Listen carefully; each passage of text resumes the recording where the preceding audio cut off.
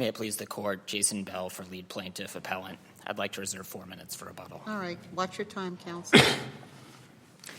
The district court's judgment should be reversed because a reasonable jury could find that Ripple made a separate offering of XRP investment contracts in 2017 that triggered the repose clock for that offering. Under the governing Murphy test for a separate offering, a reasonable jury could easily find that the 2017 offering was different from what came before. In 2017, Ripple for the first time targeted unsophisticated investors to develop a liquid market to support a new cross-border payments platform. But XRP had a major supply-side problem.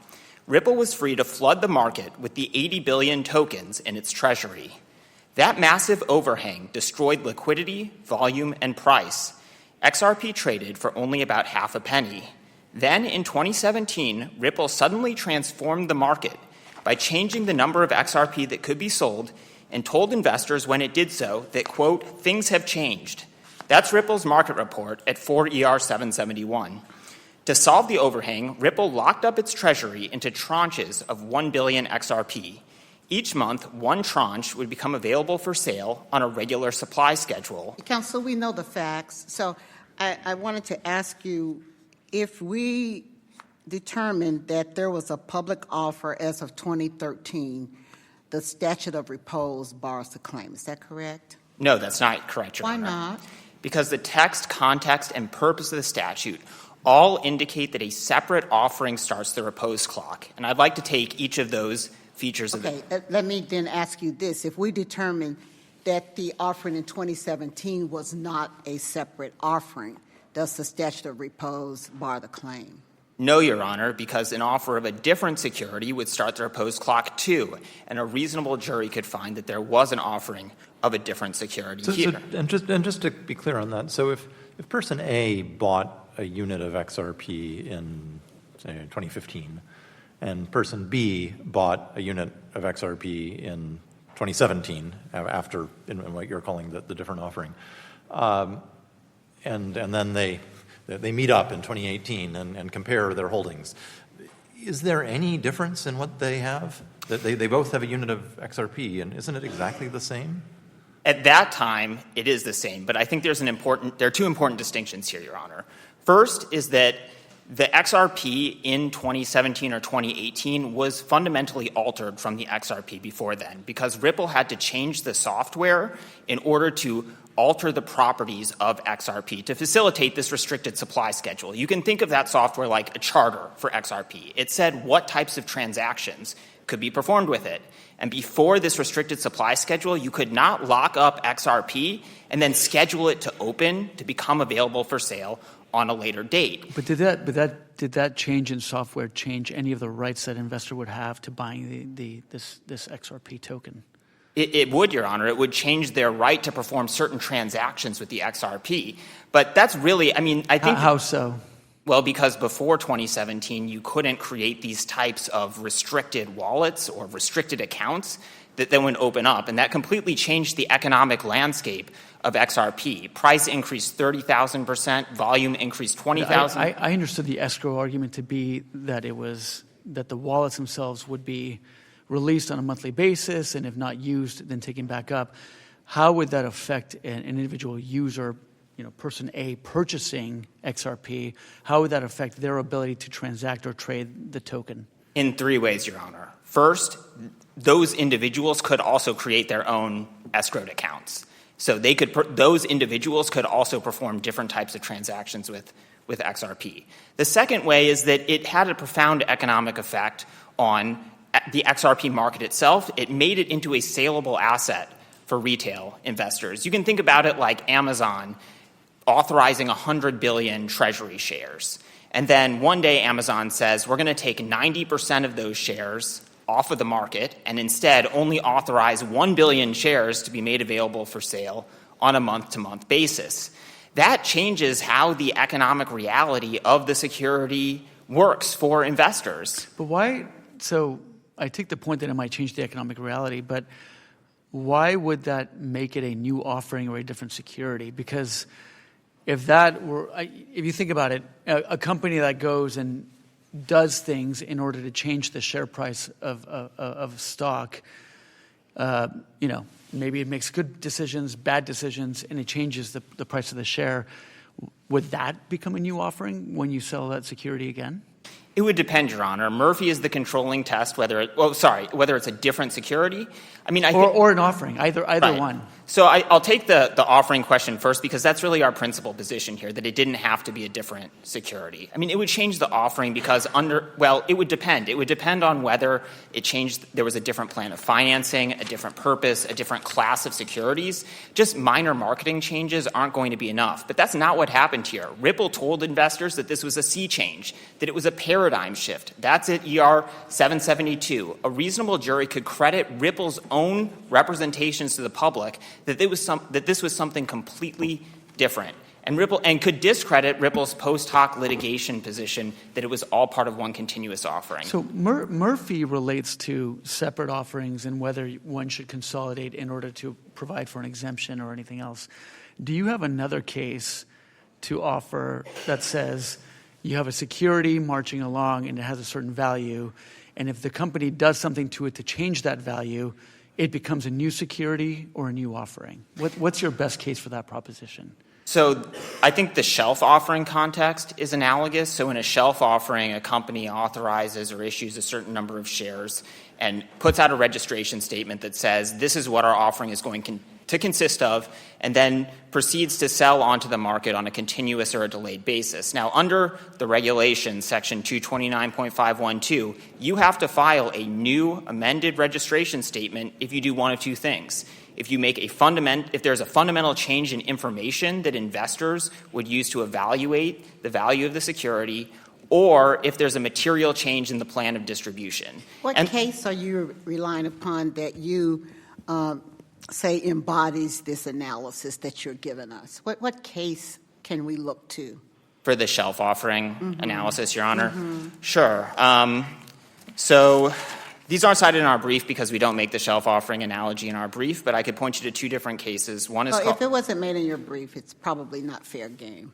Sure. I mean, I think we're just kind of exploring whether or not this shelf offering, if the court were to decide a different test than Murphy was appropriate, the shelf offering context would be where to look. I mean, we think that there is an antecedent legal question here. Does a separate offering of the same security start a new repose clock?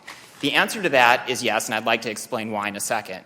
Murphy is the controlling test for whether an offer is continuous or separate. Ripple argued that below and is abandoning that position on appeal because its argument under Murphy is so weak. But if this court were to decide that Murphy is inapposite to this context and that some other test would apply, we think we would win under any test because Ripple's representations to the public and internal documents all show that this was a sea change and a paradigm shift. Did you argue before the district court this argument now that there was a new offering of security in 2017? Yes, Your Honor. That's at pages 274 to 276 of the brief, of the second volume of the record. And I think there's an important footnote, too, at 268 note 5, where we argue that the escrow specifically fundamentally altered XRP. But I do just want to... But in the context of it becoming a new offering?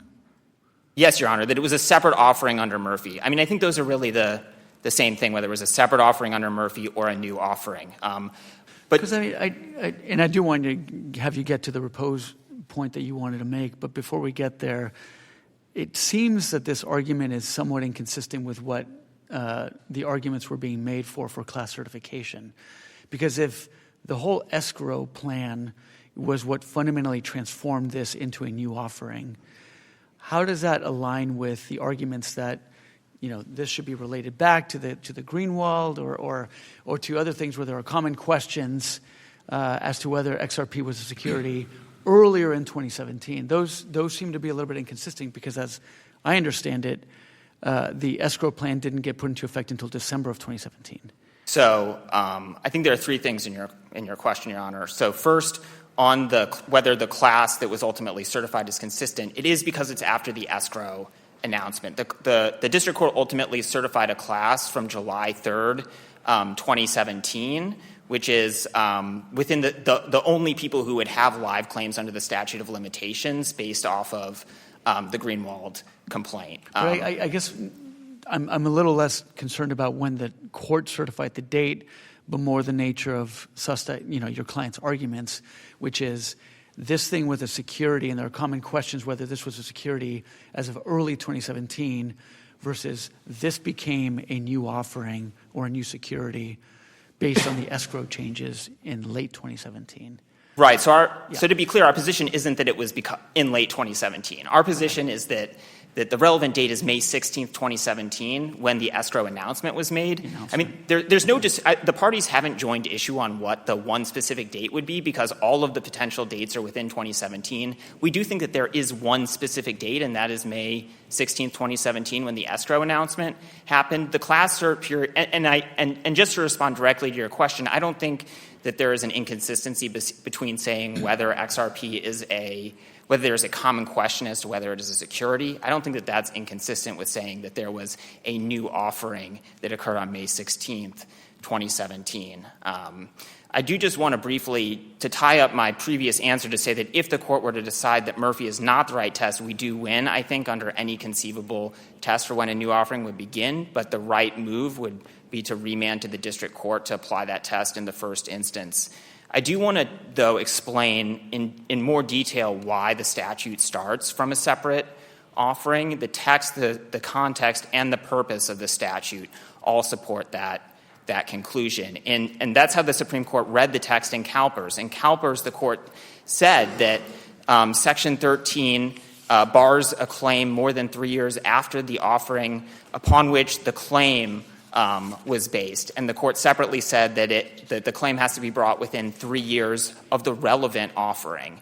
And it would make a hash of Section 13 to understand that one single phrase in the statute that controls both Section 11 and Section 12A1 as having opposite meanings, each offering in the Section 11 context and only the first ever offer in the 12A1 context. And as we say in our brief, Congress knew how to set a first date ever rule. It did so in Section 4A3. The rule that Ripple is arguing for here is one where an issuer would have future immunity for violations that have not yet occurred based on trickling a security into the market at low volume in venues that the ordinary public doesn't have access to, and then years later saying, we are making a... Well, that seems to go maybe more to the question of whether it was bona fide offered to the public than to the question of whether there's a new offering. So I'm not sure. I understand the relevance of low volume, not well publicized to was there an offer in the first place, but I'm not sure how it fits into the Murphy analysis. Right. I think I'm just making a more general point about the investor protection purpose of the statute, that the point of the statute is that there is an unregistered security claim for each unregistered offering, and that if you could trickle out a security for 3 or 4 years and then make a huge public offering, you would effectively be able to profit on making a fundamental economic change to your distribution without ever facing private enforcement actions. And that's not how Congress designed the statute. So, Counselor, am I correct in assuming that your argument is a trickle cannot be an offer? No, Your Honor. Well, I thought that's what you argued, that you can make a trickle and then make an offering. So it seems to me you were making a distinction between a trickle and an offering. So, right, we don't think that the trickle was a bona fide offer within the meaning of the statute, but the point I'm trying to make here is simply that Congress did not intend and did not design Section 13 to function in such a way that an issuer could make one type of offering, in this case a trickle, for 3 years and then say we are actually going to impose a new supply-side restriction mechanism to take 90% of the security off of the market, increasing price by 30,000% and volume by 20,000% for the new purpose of targeting a new audience of investors. And just to be sure, I think Judge Sanchez asked you this question, but I want to be sure I understand your answer. That did the escrow announcement alter how did the escrow announcement alter the rights of existing XRP holders? So I think two things in your question, Your Honor. I don't think that it created a new security for people who had already purchased it. What Warfield says is you are looking at whether the transaction is an investment of money in a common enterprise with an expectation of profits for others. So I don't think that there was a transformation of what was held by people who purchased in 2013. But the second thing is that the economic change that happened here had a massive effect on the types of products that Ripple was able to bring to market and that people would be able to use and to enable appreciation of. But then I guess, and I think you were asked this before too, but I'm still not sure I understand how that's different from, just a company selling stock. And in the first couple of years of selling stock, it's, not a very good company and has few prospects. And then at some point in that period, it develops a very profitable new product, and now the stock is worth a lot, where it wasn't before. That doesn't transform it into a new offering if they're just selling the same kinds of shares that they were selling before. And it's not clear to me why this is different than that. Well, I think that would under Murphy potentially. I mean, if they were making an offering for the purpose of supporting a new product that didn't exist before, then potentially a reasonable jury could conclude that there was a new offering, but that's not all that happened here. Ripple changed the number of shares that were available by offering them suddenly from discrete tranches. That is a new offering for which you would have to file a new registration statement. That's what Ripple told the SEC at 8 ER 1730. They said, our offerings are episodic, and we'd have to file a new registration statement. A reasonable jury could credit that. This is not a case where Ripple suddenly becomes a better company and its stock becomes more valuable. All of the evidence that the district court bypassed showed that Ripple made intentional changes to its method of distribution, and that had an economic that caused an order of magnitude economic difference for Ripple. But that's what Ripple's internal documents say, and that's what it told investors, that it was a sea change. So I'd like to reserve the rest of my time for rebuttal unless there were further questions. Thank you, counsel. Thank you. Oh, before you leave, I just want to ask you one question. Is the statute of repose issue the only issue before us?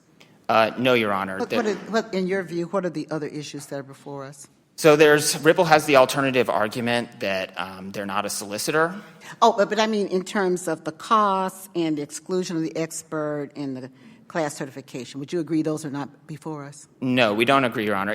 If by not before us you mean that whether or not the court has jurisdiction over those, no. We think the court does have jurisdiction. Oh, you do? You think that was included in the certification order? Yes. I mean, I can give you a 30... That's okay. Okay. I just wanted to Can I actually... know. Oh, go ahead. That just brought up something. Do we need to reach the question whether XRP is a security in order to resolve this case? No, I don't think so. I mean, I think that the question of whether XRP is a security is intertwined with the repose question on the basis of some of our alternative theories that we've presented. If the court were to reject our position that it is a different offer of the same security and that it's a different security, and were to reach our argument that it wasn't a security before 2017, I mean, I think it would be enough for the court to just say there's a material dispute about whether the statements linking Ripple's efforts to profits were widely enough distributed. I think that would be enough on that particular issue. But I do think, to be candid, that at that third stage, which we don't think the court needs to reach, that there is some intertwinement. Okay. All right. Thank you.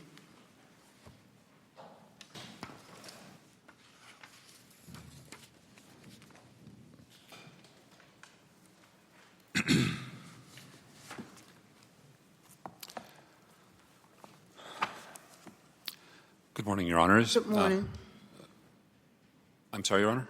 I said good morning. Oh, good morning.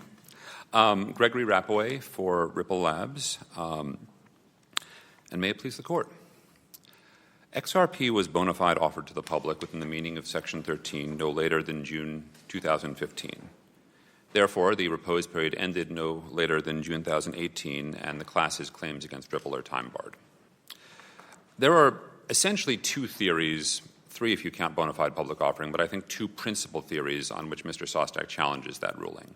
One of them is what I think of as the new investment contract theory, where he says that the Howey factors changed. And the other is the separate offering theory, on which he says that the Murphy factors changed. I think analytically those are different and they're in a different procedural posture. But before you get to those, could we talk a bit about whether there was, in fact, a bona fide public offering in the first place? Because and maybe focusing on the XRP ledger. As I understand it, you have information about the number of wallets and the number of trades with those wallets. Did you provide any evidence of the number of actual people who were purchasing XRP from the XRP ledger, and what, if any, their relationship was to the company? We did not. We can't name the owners of individual wallets because no one can do that, Your Honor. But we did provide evidence that there were individuals discussing XRP sales in public fora in 2013 and 2014, and there's no suggestion that those people were related to Ripple. We provided evidence that XRP was publicly traded on the digital asset exchanges. I'm not talking about the on-ledger trades now, but the Poloniex, the Kraken, the Bittrex trades, and those are the same types of trades that Mr. Sostak alleges are offers to the public. In fact, he himself purchased XRP for Bitcoin on Poloniex in 2018. So we offered evidence that you could do the exact same thing in 2014. But those weren't offered. I mean, those seem to be potentially different because those aren't offers by you. They're transactions between third parties, right? So I don't think that's required, Your Honor, because I think that the bona fide offer date for an unregistered security is when trading begins in the security. And I'd cite the court to the pink sheet cases like Kubik and Laser Arms that are in our brief, where when you have, in those cases, this was before digital assets, but you have a national quotation service publishing the quotes, that's sufficient to tell that there's been a bona fide offer, public offer by that date. But I can also... I guess the concern here, and this one of the amicus briefs sort of elaborates on this, is, if you sort of imagine taking it out of the crypto context, companies selling stock, and they sell it, to anybody who comes by, as long as they, go to the door in the basement and knock 3 times, between midnight and 2 a.m., and, a bunch of people who they've told, know that and go and buy it, and they carry that on for 3 years, and then after the expiration of 3 years, then they take out an ad in the New York Times and start selling it to widows and orphans. And so I think the concern is that the position that you're advocating for seems like it would allow people to do that. So maybe you can address that. So I think that the test is whether the offer was genuine, and I believe that the Second Circuit's decision in Pistols that distinguishes a genuine from a sham offer is the right one to apply. And I think that in this case we don't have that sort of only knock between 12 and 2 type of a situation that Your Honor is suggesting, because Ripple published on its website that it was giving the XRP away to users, that it was selling it to market makers, that it was giving it to developers. And I'd point, Your Honors, there's a passage at 7 excerpts of record, 1401 to 1412, and then 1404 is maybe the best one for my purposes, where it talks about distributions to users, but because everyone needs a small amount of XRP, and then distributions to market makers because liquidity is incredibly important. So you could have, maybe you couldn't find it in the New York Times, but you could run a Google search. And then what do we do with the fact that we have statements from the company in 2016 saying we don't sell it to consumers, and the email from Mr. Vyas in 2017 that there aren't tools to buy it, no clear signs of its use by anyone? Doesn't that at least create a factual question as to whether this was genuinely being sold to the public? I don't think it was, Your Honor, because I think if you follow those sites back to the full context in the record, they wouldn't support a reasonable jury in drawing that inference. For example, let's look at the quotes from the CEOs, Mr. Larson and Mr. Garlinghouse, that Ripple did not sell XRP to the public. He cites those at 2 ER 271. But but the same CEO testimony, if you read a little bit further on, they do testify specifically that there were sales to market makers, and the market makers were out there selling to anyone who would buy. And they talk about the giveaways, and the giveaways were going to anyone, and then those people could resell it as well. But would that be to the public if the market makers are financially sophisticated?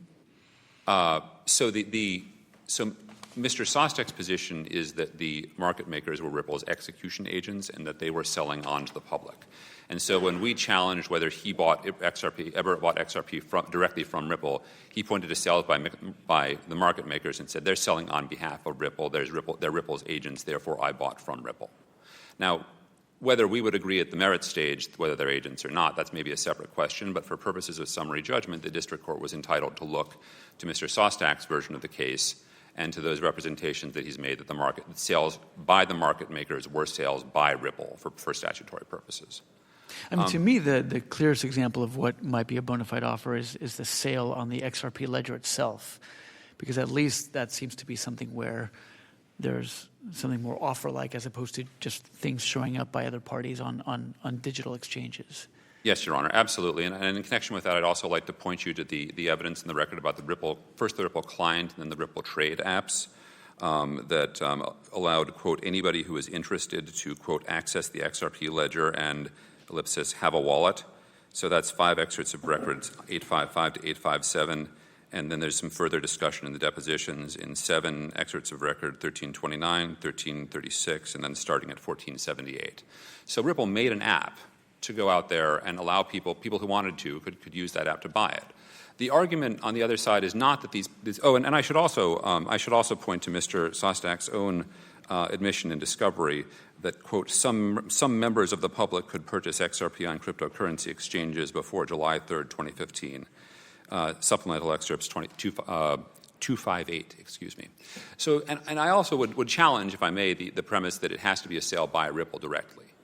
Because if Ripple, if you have a situation with a traditional stock where the issuer sells to the underwriter and the underwriter sells to the public, there's no doubt that at the time the underwriter is selling, that's a bona fide offer to the public. Now, we're not arguing that there are underwriters here, but I think that's enough to show that the issuer doesn't have to make direct sales as part of the offering for the offering to be a bona fide offer to the public. The correct test is whether members of the public could go out there and, by doing something as simple as running a web search, find out how to buy this stuff and then buy it if they chose. And I also want to point to the little the XRP forum chat post that Mr. Sostek relies on, because I think that's one that needs some more context too. Where there's a statement that Ripple doesn't sell to consumers. That's at 4 excerpts of record 779. But if you read on, it says, but go to xrpchat.com. There's easy directions for purchasing XRP there. So the contention that that a reasonable jury could construe that as saying, oh, it's not available to the public, it hasn't been offered to the public, I think is a little strained. So then can you address the argument about a new offering in 2017? A new offering as opposed to a new security. So the Murphy version of the argument, or both? Feel free to tackle both. I think the offering one might have more traction than security, but go ahead. Okay.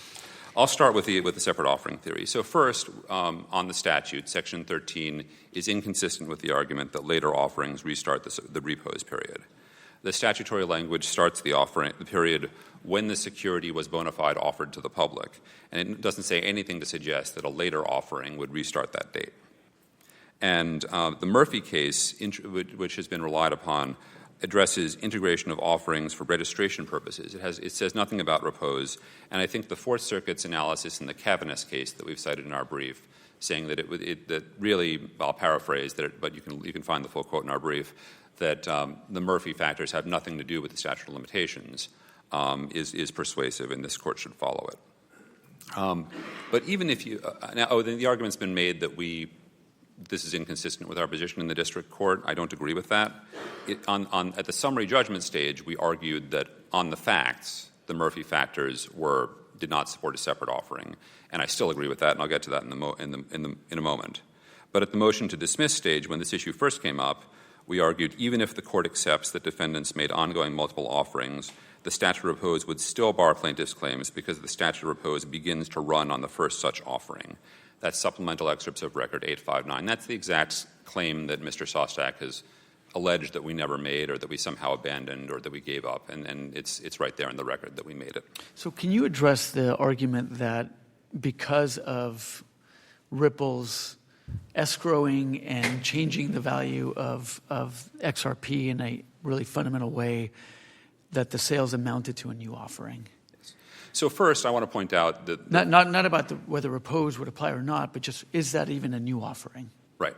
So we would argue that it's not, because XRP is fungible, because you could, at the time that right after the escrow was announced, whether you want to count it from the date of the announcement of the escrow or after the escrow was implemented, there was no difference in value between a piece of XRP being held, a unit of XRP being held by somebody who bought it in 2013 or 2015 and somebody who just bought it after the escrow was announced. There was also no difference between what the two of those people could do with their XRP. It's true that the point was made that the escrow amendment added new functionality to the ledger, so you could make escrow contracts after that point. But everybody could make escrow contracts after that point. And it was always contemplated that the XRP ledger would develop. That was not something new. It was open source. Ripple has never controlled it. Changes have been made to the XRP ledger over Ripple's objection. This particular change Ripple did advocate for, but it wasn't a fundamental change in the concept that we're going to have this XRP ledger and we're going to have this technology that will allow cross-border payments. Cross-border payments were part of the deal from very early on. We've cited evidence in our brief. I can give you record sites if you need them.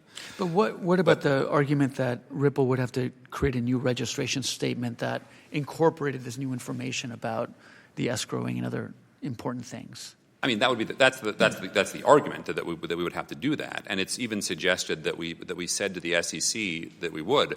But what we really said to the SEC is the reason it makes no sense to treat this asset as an investment contract is because we constantly have to be re-registering it, because we're constantly changing what we're doing with it. The whole point of this is that it's an innovative technology. And it's not just that. It's not just that we'd have to make the changes. It's that we wouldn't know when we'd have to make the changes.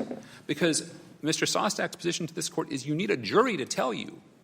Not that it definitely was, not that you could tell in advance that it was, but you need a jury to tell you whether the announcement of the escrow or the implementation of the escrow or maybe some other combination of factors constitutes the offering of a new security. And on that theory, how could anyone who was trying to operate in this industry, and this is a valuable technology that has done a lot of good for the world, how could anybody who was trying to operate in this industry ever know the precise date on which some plaintiff might later allege, oh, that's when you should have made the new public offering? And that, I think, Your Honor, takes me back to the inconsistency point and the argument about the theory on which this claim was pressed at class certification and on which class certification was obtained is fundamentally inconsistent with the argument of an ever-changing investment contract where only a jury can tell you which facts are enough at any given point in time. Because at that class certification stage, the argument was made to the district court that there would be, quote, identical evidence, end quote, for every class member. That's supplemental excerpts of Record 830. And that includes sales. At that time, they were seeking a class that went back to May 3rd. So that's before the escrow was even announced. So the evidence was going to be identical at May 3rd. And then the evidence was going to be identical in, let's say, June after the escrow was announced. And then it was going to be identical in 2019 after the escrow was implemented. And also identical, I think, in 2020 after Ripple stopped even making direct sales on the ledger, if that mattered. So, but at that time, the theory that Sostek committed himself to was this is all the same, it's all fungible, it's all interchangeable. And he did that so that he could prove whether it was a security on a class-wide basis. And I think that fairness and also good judicial administration strongly suggests that the district court should not be reversed for taking him at his word and saying the question in this case is whether XRP is a security. That was his phrasing at that time. He's abandoned it now, but that's what he said many times, and we've cited the examples in our brief. Whether XRP is a security, okay, then when was XRP bona fide offered to the public? That was a reasonable, a correct way to decide this case. It should not be overturned on the basis that on appeal for the first time, he's embraced the idea that the investment contract is ever-changing. I'd like to spend a minute on the privity argument, if that's... Counsel, do you agree that the cost issue, the exclusion of the expert, is before us? No, we think the court has no jurisdiction over that. It's not... I mean, I don't think it could have been certified. I don't think it was certified. Actually, those are the two things. Don't think it could have been, don't think it was. Even it would have been an interlocutory order, not subject to Rule 54B, and it wasn't in the actual Rule 54B order that was entered. All right. On the privity argument, this is an alternative ground for affirmance that you could also affirm on the basis that members of the class did not purchase XRP from Ripple. And under footnote 21 of the Supreme Court's opinion in Pinter versus Dahl draws a distinction that we think is relevant here, that Section 12 does not permit recovery from a seller's seller. And in response to that, Mr. Sostak has cited the Pino case. And I think of Pino as a very different situation in which you had people who were, in fact, buying from the issuer, but they were being urged to buy from the issuer directly by Mr. Cardone, the defendant, one of the defendants in that case, who was essentially acting as an agent for the issuer because he owned and controlled the issuer and stood to make money. And he was out there on social media saying, "I am offering investment opportunities." Well, then it might be fair to hold him to having been the one who offered the investment opportunities for purposes of Section 12 on the reasoning in Pinter that there's that the question is whether the buyer could have reasonably thought that in ordinary usage they were buying from this person. But when you have a situation here where most of the class's purchases, the vast majority of the class's purchases, were going to be on blind bid-ask trades on exchanges with no evidence whatsoever of any connection with Ripple, with no knowledge of the counterparty's identity, to say that on a solicitation theory you can support the idea that there's no that these people are buying from Ripple, I think, is taking it a step too far. And if the court has no further questions. Let me ask you what I asked counsel before the end of his argument. Do we need to reach the question of whether XRP is a security? I think I know what your answer is going to be, but why don't you answer it? My answer is definitely that you do not need to reach that question. I do think you should assume and affirm the district court's assumption that XRP is a security because that's the basis on which Mr. Sostak argued the case. But I don't think you should attempt to answer on this record and on this briefing whether XRP is a security or whether investment contracts were sold at all. That would be for the trial if there was a trial. But we don't need to have a trial because the claims are barred by repose.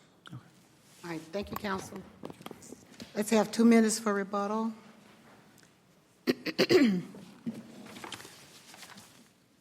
My friend's presentation reflects that there is a fact dispute about whether XRP was bona fide offered to the public before 2017. Ripple's executives, both of their CEOs, testified that Ripple did not sell to the public.